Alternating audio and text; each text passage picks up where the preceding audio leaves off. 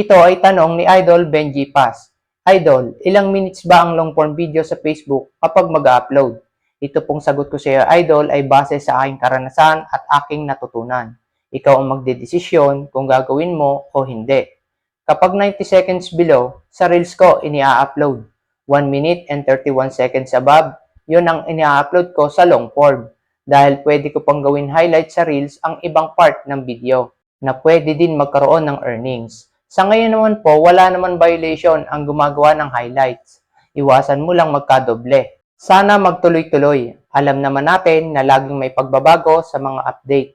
Suggest ko lang mga idol, huwag ninyo pilitin gawing napakahaba ng long form video kung sa palagay nyo na hindi rin lang makakakuha ng atensyon ng mga viewers ang magpapahaba ng video. Maganda ang mahaba ang video. Yun ay kung ma-enjoy at makaka-relate ang viewer sa patuloy na panonood. Your choice po kung katulad ng proseso ko ang gagawin nyo.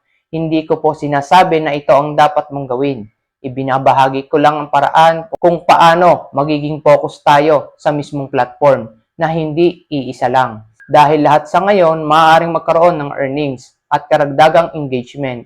Maging text post at pictures, short video at long form, maaaring kumita. Kung nakadagdag idea sa iyo, Idol, ang video ito, sana may share mo rin para makatulong din tayo sa iba pa. Maraming salamat sa panonood.